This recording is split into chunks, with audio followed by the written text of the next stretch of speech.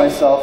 So I am the CEO of SecureNinja. I'm going to be doing a talk on hacking case studies today. And just a brief introduction of my background. My name is Shakeel. You're welcome to call me Shaq. If you have seen some of the basketball in the United States, you're probably familiar with a basketball player named Shaq. So you're welcome to call me Shaq if you'd like. Based in Washington, D.C., and our company, SecureNinja, is also based out of there, but we have offices all over the world. My background actually started with development. I was a development engineer for America Online and released products such as AOL Instant Messenger, AOL products like chat, and some of the other websites. And from there, I started looking into some cybersecurity issues that had started to become very important at the early part of 2000s. And part of that led me to an organization called General Dynamics, where I was a security engineer. And then from there, I joined the Department of Defense in the US, working at the Pentagon as the Deputy Program Manager for the Security Operations Center. From there, I went back to my roots, which was software development, and I saw that a large majority of attacks and hacking were occurring in the software space, not on the network side. Certainly the network side is another attack surface that is very, very well attacked all the time, but on the software side, the knowledge and the types of controls, like either devices or security products, were very, very weak. So I joined a company called Citadel, which is one of the experts in software security, and learned a lot about application and web application, source code analysis, penetration testing, and went to a product company called Fortify, which does source code analysis. And so started learning more about how different languages and different SDLC processes work. From there, looking into the security architecture of organizations, I learned a lot about how software is being developed in the enterprise today. After Fortify was sold to HP, I joined HP as a services manager and then became the global services manager for HP Enterprise Security. Learned more about ArcSight, Tipping Point, Atala, Autonomy, Vertica, many products that are used in the security space, and started learning about all these different organizations and how the different products talk to each other and how development occurs in large enterprises. Well, fast forward, I left HP last year and started managing SecureNinja, which is a security training and consulting company based out of the US. And one of the things that I'm teaching tomorrow is a workshop on enterprise architecture and security threat modeling. One of the things that we do to know and learn about all of the different types of security issues that we see with our customers as well as in the cyberspace is to interview and learn from different companies what they're doing, what they're seeing, what are the industry trends, and what type of research and development is being done in cybersecurity today. And so I want to share some of those case studies and insights with you today during my talk. So the big issue that I see and that we see as an organization with most companies, customers, government, commercial, private, and so forth, is that there are two areas of cybersecurity that are the weakest among many. One is the human weakness, and secondly, the enterprise weakness. And we'll talk a little bit about both today, but keep this in mind as I get to the end of the presentation. You'll understand more about what human weakness and what enterprise weakness means. So in today's world, we have a lot of different types of devices. We have a lot of different acronyms that we use, such as the Internet of Things and bring your own device. Some people joke, bring your own disaster. But I'll tell you a couple of things today that I want you to think about. One, every single thing that we do in security seems to be done by detection. And you'll learn through some of the case studies as well as statistics on the internet that almost every organization, at least every major organization, has had a security breach or has had security vulnerabilities. So 100% of the time, an organization has been breached. So what is the detection for? The detection is basically just telling you what's already true, that you have been breached or you will be breached. The real issue is how to prevent those breaches. And then if there is a breach or an ongoing breach, how to do incident response and find and solve the problem before it gets worse. And you'll see that as well. The other thing that I want you to think about is that a lot of our security is developed for the client side. So on the client, whether it's a web browser or a device like a smartphone or a laptop or tablet or iPad, whatever you have, we focus a lot on the client side. I submit to you that if your enterprise is secure and if you are able to protect your organizational servers and assets, it doesn't matter what the device is connecting. It could be bring your own device, it could be any device on the Internet of Things, and you wouldn't have to worry about them because every single thing is going to be checked and tested and it's going to be authorized for it to come into your infrastructure. So client-side security is important. We should do it, but in the real sense of securing your organization, it's really not necessary. Okay? You can have all the antivirus, anti-malware, security controls on the client. The client is not in the organization's hands. It's not available, in most cases, to the organization to secure.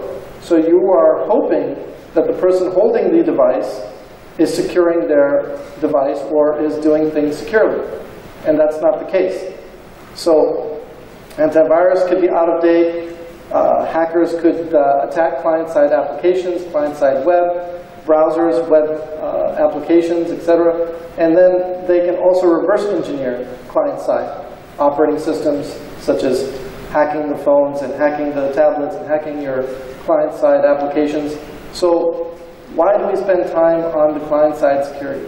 It's really not as necessary. It may be controversial, but if you think about protecting your house, it doesn't matter who's walking on the street outside and who tries to knock on your door to come in.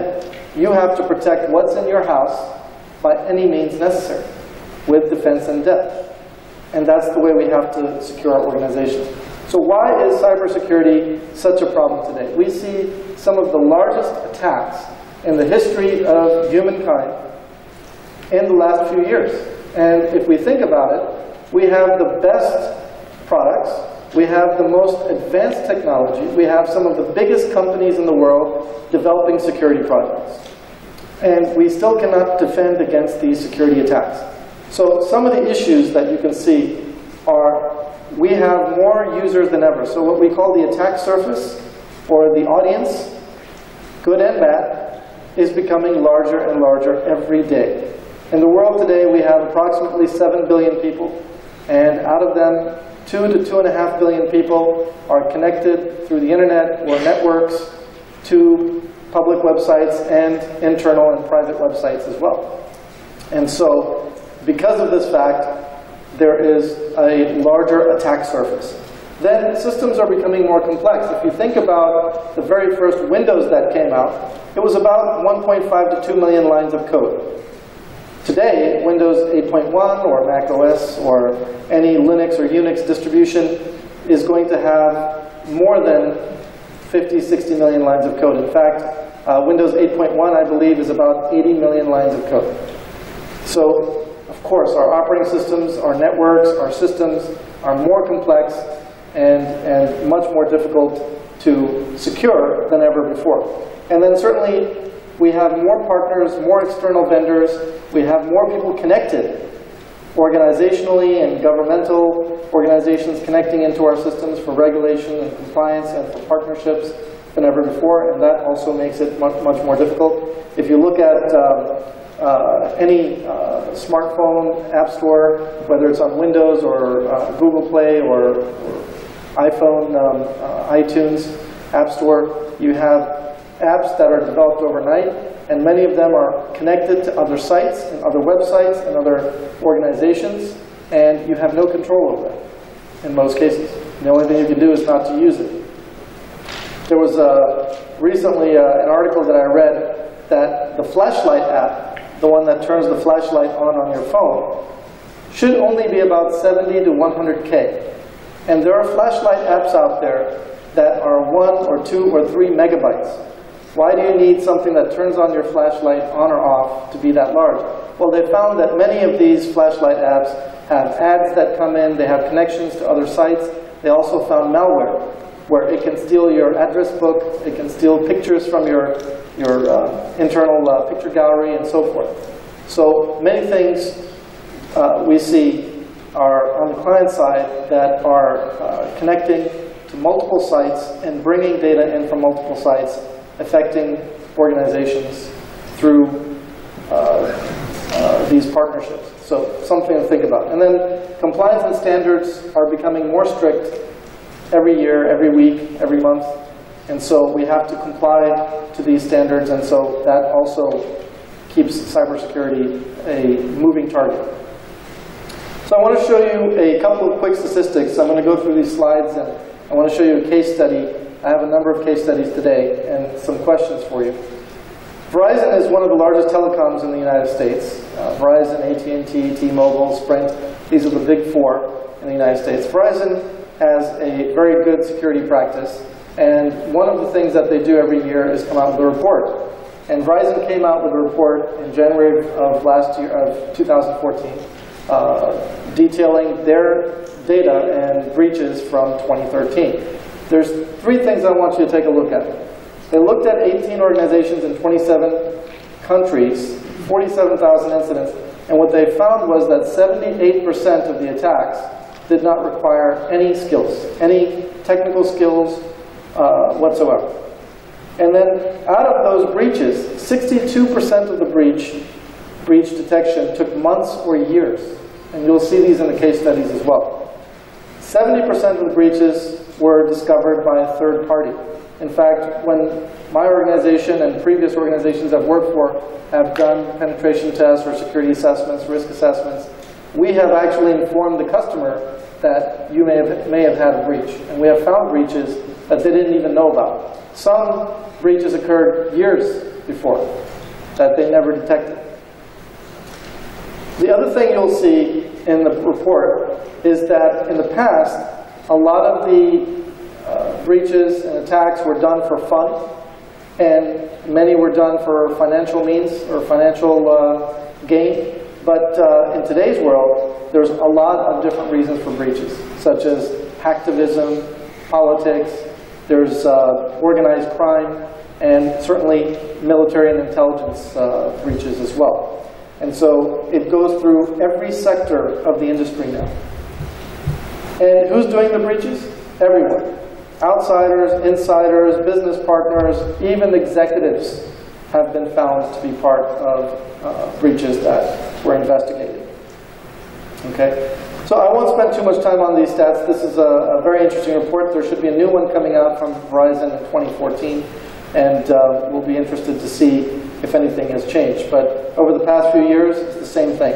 Attacks are becoming worse, breaches are becoming harder to detect, and the breach types are becoming much, much more social. And in this slide, you can see that breaches have occurred by people that have no technical background, such as cashiers at retail organizations or stores, sysadmins who are very trusted in the organization, as well as managers and executives and so forth. So let's take a look at the Sony data breach. Is anybody familiar with the Sony hack that occurred a couple of years ago in 2011 and 2012? Anybody have details on it?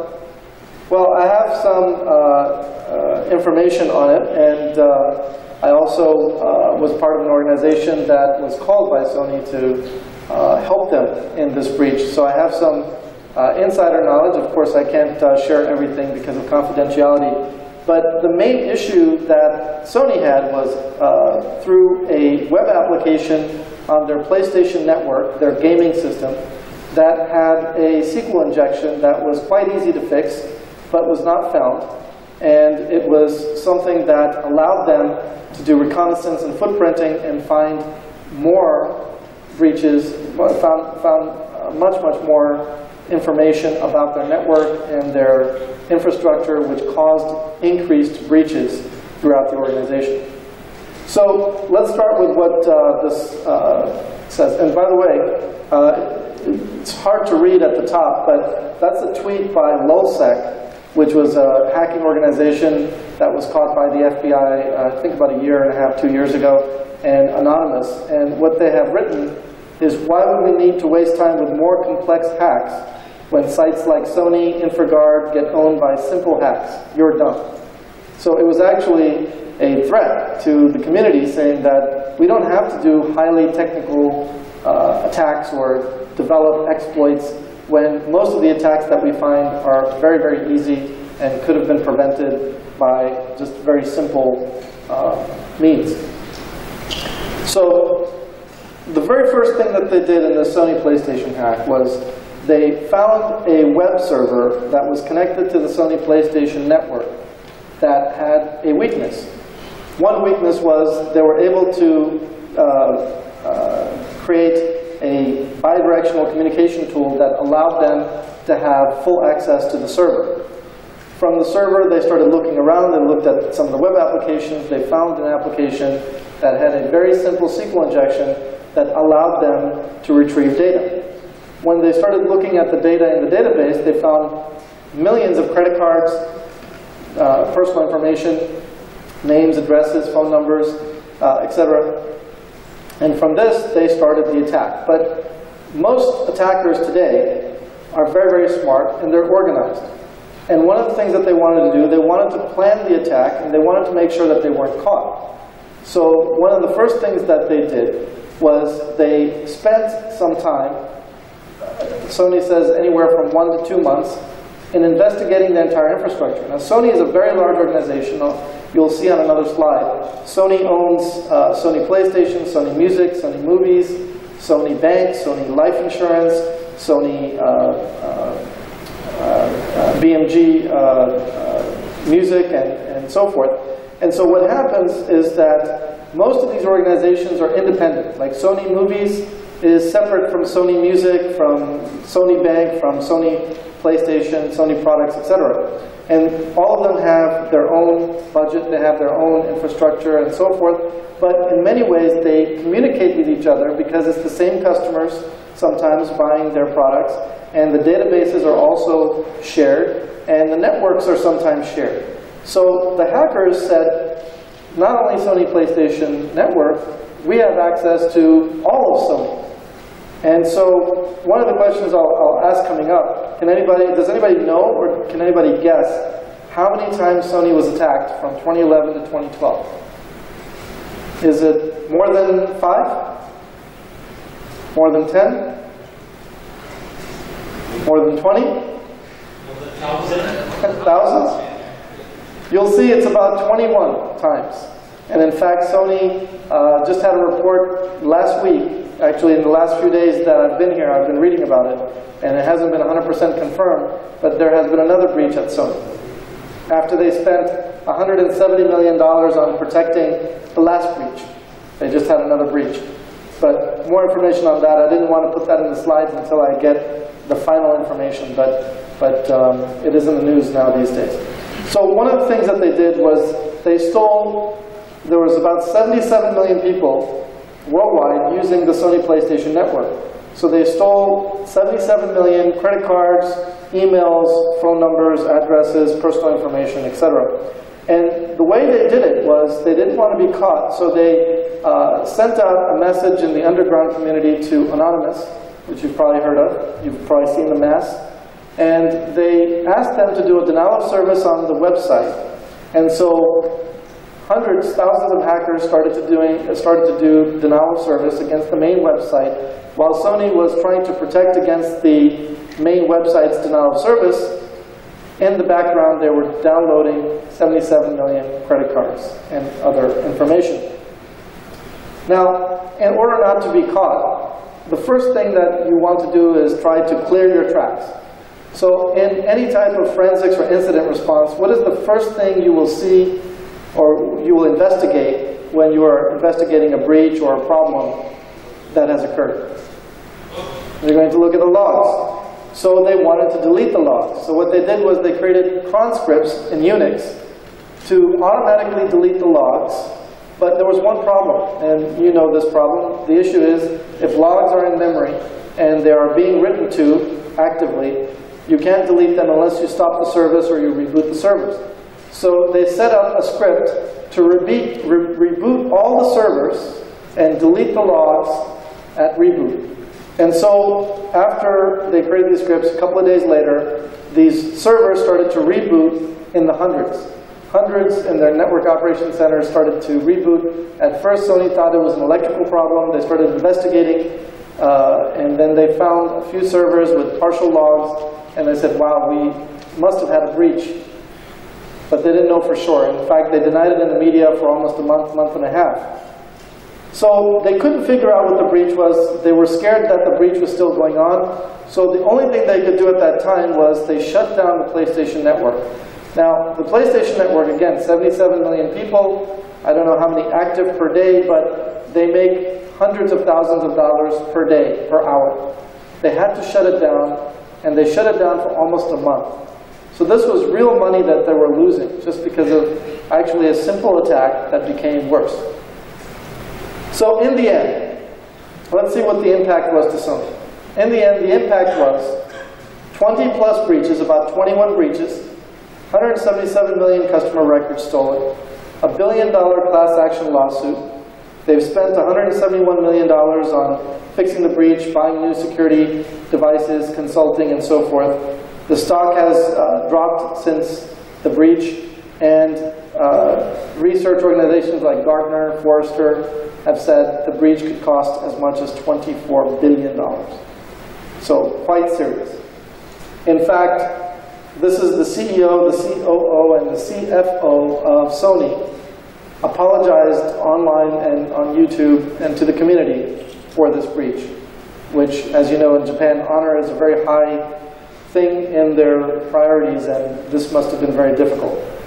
Veracode, which you might have heard of, another security source code analysis company, they did a little bit more on the breach using facts and figures. And you can see that Sony has $88 billion in revenue. And in fact, you can see on the bottom some of the logos: Sony Ericsson, Sony BMG Music, Sony Movies, Sony Financial, Sony Life, Sony Bank. All of these organizations, through this one attack on one site, were breached over 2011 and 2012.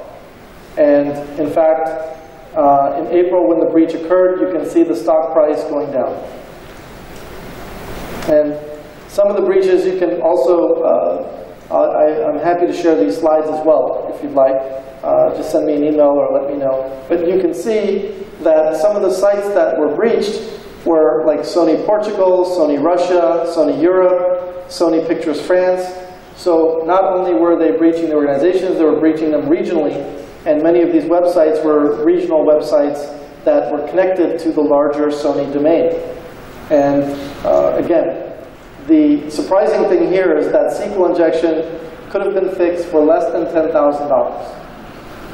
Right? So let me talk about another case study of a major financial organization in the United States. Because of non-disclosure, I can't tell you the name, but you can probably figure it out. It's one of the top, let's say, top 10 banks in the United States.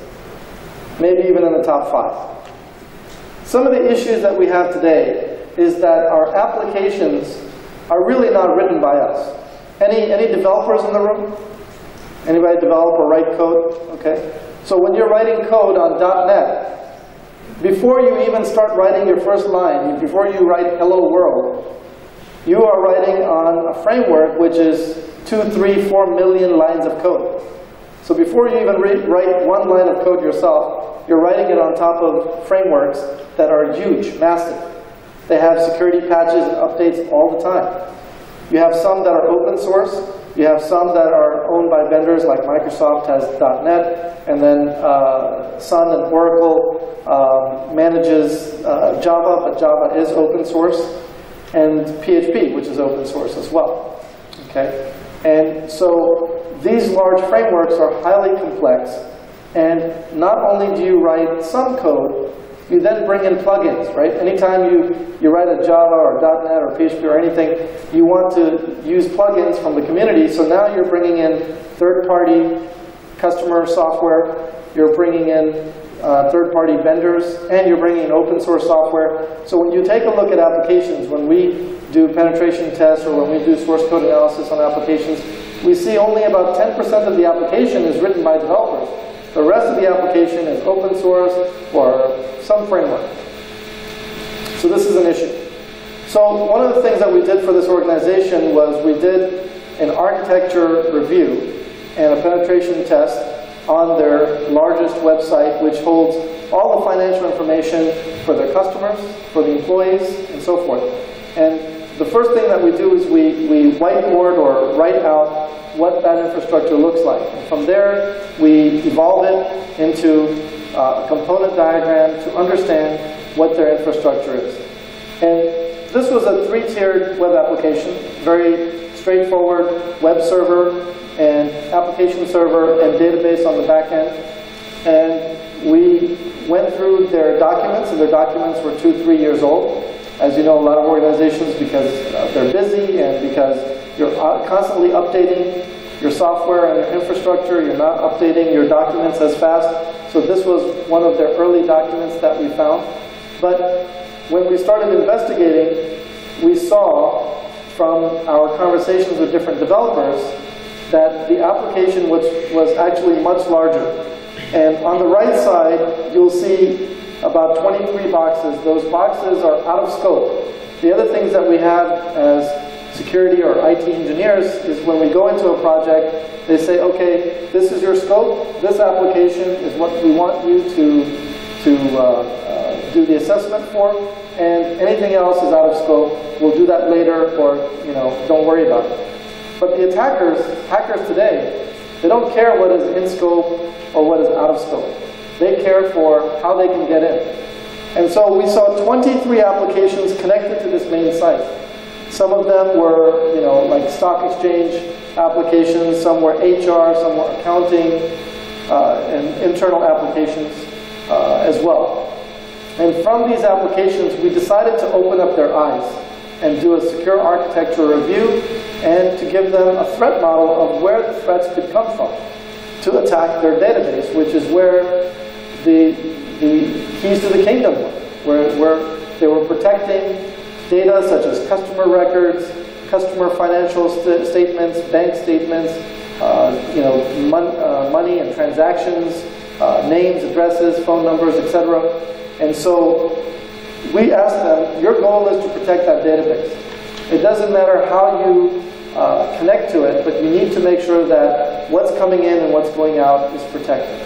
And so the final diagram that we found, which I'll show you in the workshop that I'm doing tomorrow, is this is their application. When we first talked to them, their application looked like this. And after a number of weeks of doing some security audits and penetration tests, this is what their application looked like. They were completely surprised. In fact, we found some very, very big security holes that a normal penetration test on the website would never find. In fact, there's a few things, I'll elaborate more in the workshop tomorrow, but just to give you a couple of details, you can't see the colors very well here, but most of the data that is in transit and the data that is rest in the databases is unencrypted and unsecured.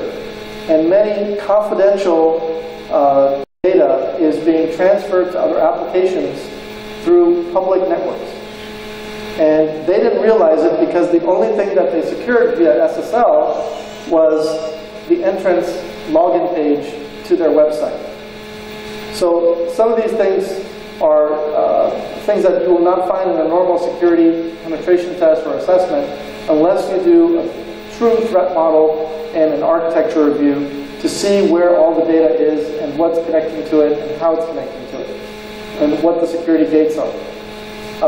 Anyone familiar with Target? It's the third largest retailer in the United States.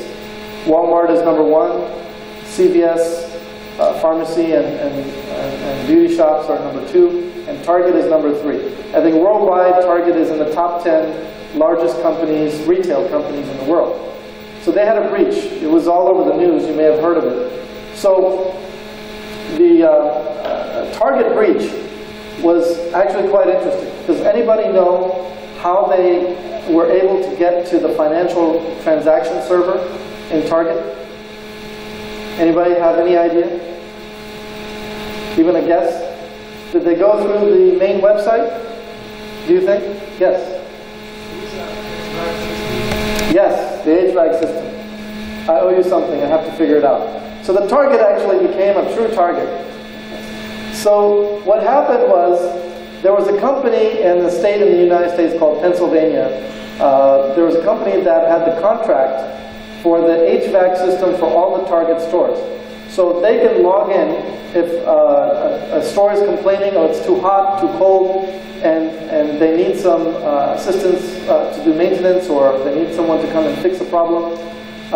They would go to the website and log in and go to that store's HVAC controller and see if it's operating normally. And if they can fix something through the website, they will do it. Otherwise, they will dispatch someone to repair. And this website, the login and password were stolen, maybe internally, maybe from someone from outside. And when they started to look at the database and look at the web application, they found that on the network, when they were looking and sniffing at the traffic on the internal servers, they found that credit cards and financial information was being transferred on the same networks as this application was running. So there was no separation, or what we call air gap, between confidential parts of the network and non-confidential parts of the network. And with this, the quick story is they were able to put malware on the point-of-sale terminals, and anytime somebody swiped their credit card or gave their credit card to the cashier, that credit card information was sent to the transaction server, but it was also sent to the bad guys at the same time. A copy was sent. But they didn't stop there. They said, you know, we need to, one credit card at a time, maybe there's 1,000 customers that come per day, 10,000 customers per month or whatever. This is too small. We want millions. So then they started looking at the network infrastructure and started doing what we call footprinting or reconnaissance. And then they were able to find a way to attack the transaction server that is in the stores. And from the transaction server, they saw the batch process going to the network distribution center. And from there, they found transactions from all the stores. I think Target has more than 4,000 stores in the United States and Canada, and maybe other countries. And they were able to get all of these records. And in December of last year, they were able to steal, during the Christmas and holiday season, more than 40 million credit cards. In fact, it's more than 40 million. They don't know how many credit cards were stolen at this point, but it was at least 40 million credit cards that were stolen. So from there, we see that this Target breach was one of the largest breaches in the history of breaches. Okay? But then there's always companies that can't stay at the bottom. They want the breach to be bigger. So then we come to JP Morgan, who had a breach of 75 million credit cards. 75, 76 million credit cards. Does anybody know how JP Morgan found the breach? They didn't know they had a breach, by the way. And I have to admit, for full disclosure and honesty, back in 2007, 2008, I was the project manager for the security team that was implementing software, not the whole security, but software security and secure SDLC controls for JP Morgan in New York. I ran that project for about a year. And they spent about $14 million on education and securing their applications. But here's a problem that large organizations have. It takes years to do education and to fix problems. Where hackers can take minutes, days, weeks to attack, organizations cannot move that quickly. Do you know how many developers and IT professionals JP Morgan has worldwide? Can anybody guess? 500, 1,000, 10,000, 14,000 people. So our project was over 5 years to try to educate and improve the security knowledge and to improve the security controls of hundreds of applications for JP Morgan worldwide over 5 years. Okay? Just 2 years, 3 or 4 years later, they have one of the largest attacks in the history of banking systems, or any system, to be honest with you. And so what happened with JP Morgan is they didn't attack through the front side. They didn't attack through even a third party. But the bigger problem was that JP Morgan did not know that they were attacked. What happened is JP Morgan had a charity website in Singapore called JP Morgan Corporate Challenge. It was a race that was going to gain money for different charities. And that website was attacked, and there was a breach. And when they started investigating that breach, they found servers in Russia that had millions of credit cards. And when they looked at those credit cards, they said, wow, these are JP Morgan credit cards. And then they found out that the attack against the charity website was very small. The larger attack had already occurred months ago that they didn't even realize, didn't find, didn't detect. And 76 million credit cards were found on the server on this Russia mafia cybercrime website. Okay? And then JP Morgan disclosed it. So I can go on and on. There's news every day about different attacks.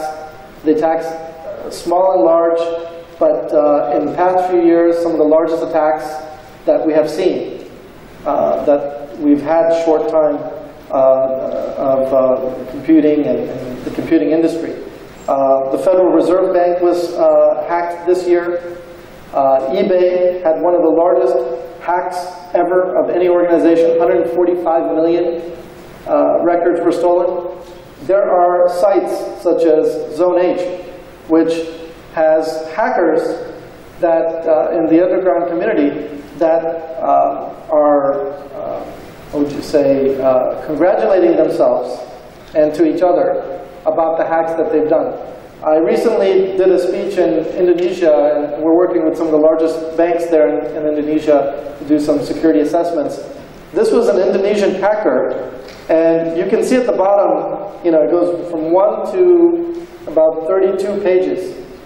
And these are all the sites, all the websites on the internet that one hacker, over 1,000 sites over the past few years, that one hacker has hacked. Either defaced or hacked the site and so forth. Okay? So, let me finish up. Hackers have more time than us. They don't need any money because they steal everything. And they can get the best tools, like if we want to get IBM AppScan or HP Web Inspect, it costs companies $30,000 to $40,000, but for hackers they can just steal it. So it's free for them, and they can attack, they can create their own tools, and for them it's a financial reward as well as many other types of motivations. We don't have the speed and the time to detect. Tired of detection. You can just admit that 100% of the detection is already done. The threat is already there. Now we have to fix how to improve our security posture in these organizations. The enterprise issue is, when we do a penetration test, and I shouldn't say this because we do a lot of business in penetration testing. It is required, it is needed, but nobody comes through the front door. Everyone is coming through a third party. You saw in Target, they came through the HVAC system.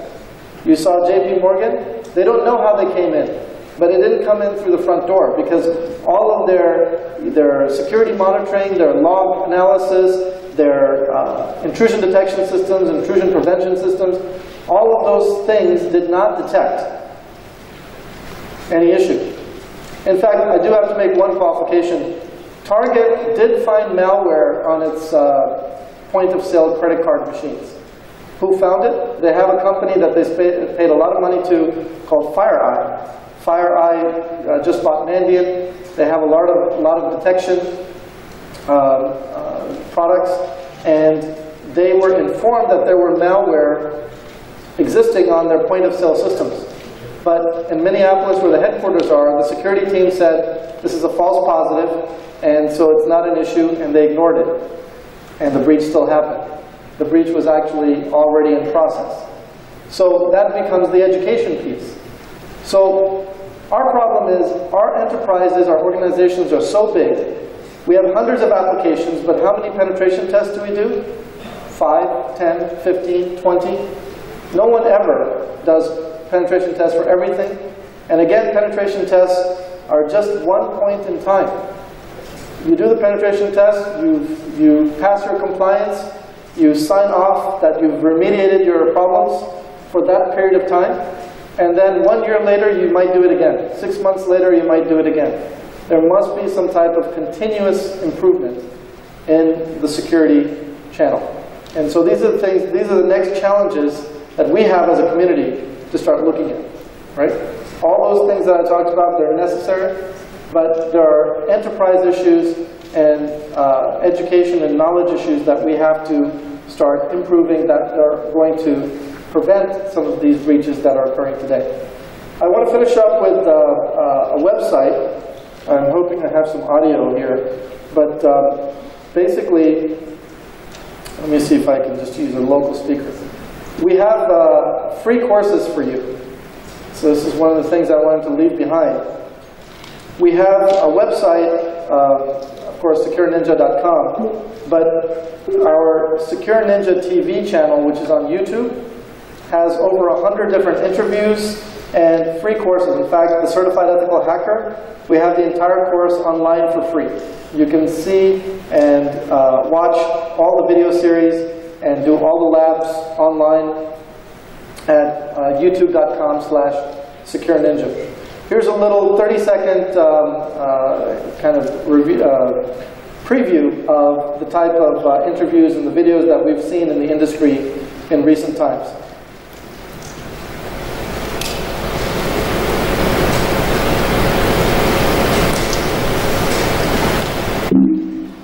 There it is. Let me play it this way.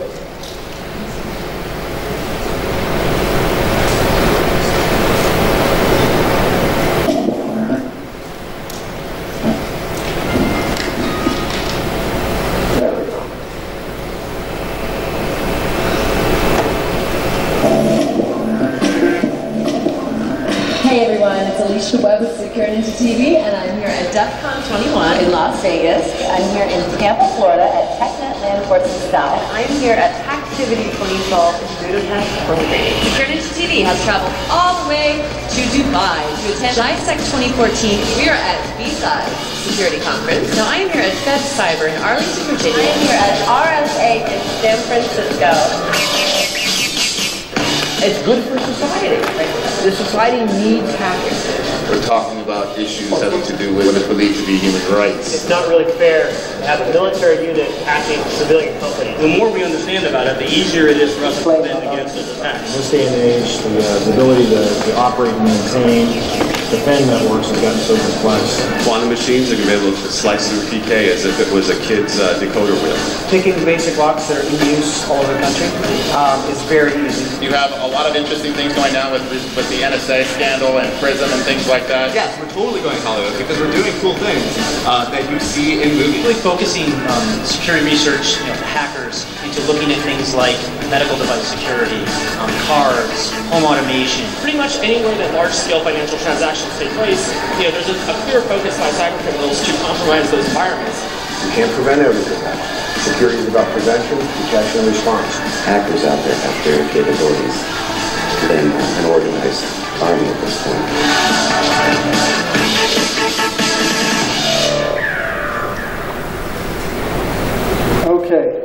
think that's it for me. I appreciate your time, and here's the website for you if you didn't catch it. Oops. Go to the website. Thank you very much.